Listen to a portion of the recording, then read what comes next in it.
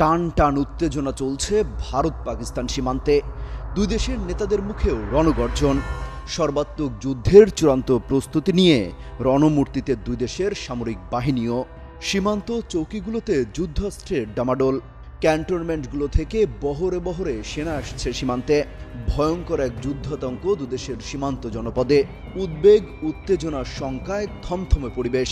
ওয়ালটন আবারও মিলিনিয়ার অফারে ওয়ালটন ফ্রিজ কিনে আপনিও হয়ে যেতে পারেন মিলিয়নিয়ার।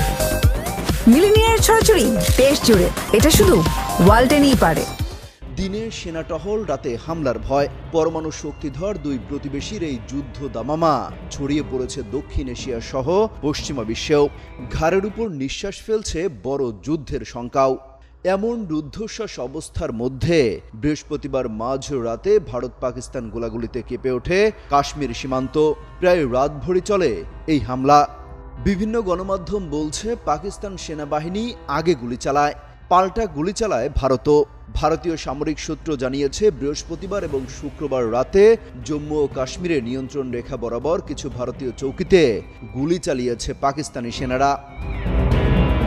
নাম প্রকাশে অনিচ্ছুক একটি সূত্রকে উদ্ধৃত করে পিটিআই জানিয়েছে, পাকিস্তানের উদ্যোগে নিয়ন্ত্রণ রেখার কয়েকটি জায়গায় ছোট অস্ত্র দিয়ে গুলি চালানোর ঘটনা ঘটেছে। ফলে ভারতীয় সেনাবাহিনীও পাল্টা গুলি চালিয়েছে। থেমে থেমেই চলে সেই গোলাগুলি, তবে এই গুলি বিনিময়ে কোনো হতাহতের ঘটনা ঘটেনি।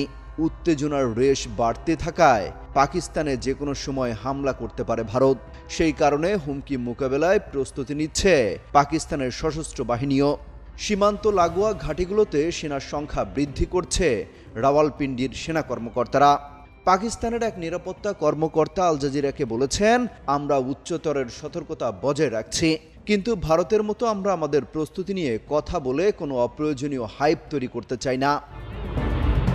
মঙ্গলবার বিকালে কাশ্মীরের পেহেলগামে হামলায় ২৬ পর্যটক নিহতের ঘটনায় জড়িত থাকার অভিযোগ প্রত্যাখ্যান করেছে পাকিস্তান।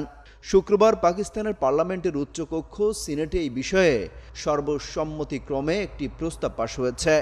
এতে ভারতের অভিযোগকে উদ্দেশ্যহীন ও রাজনৈতিক উদ্দেশ্য প্রণোদিত বলে জানানো হয়েছে। এছাড়া এই ঘটনাকে কেন্দ্র করে ভারতের যে কোনো পদক্ষেপের চূড়ান্ত জবাব দেওয়ার হুঁশিয়ারিও দেওয়া হয়েছে। অমিত হাসান রবিন, যুগান্তর নিউজ।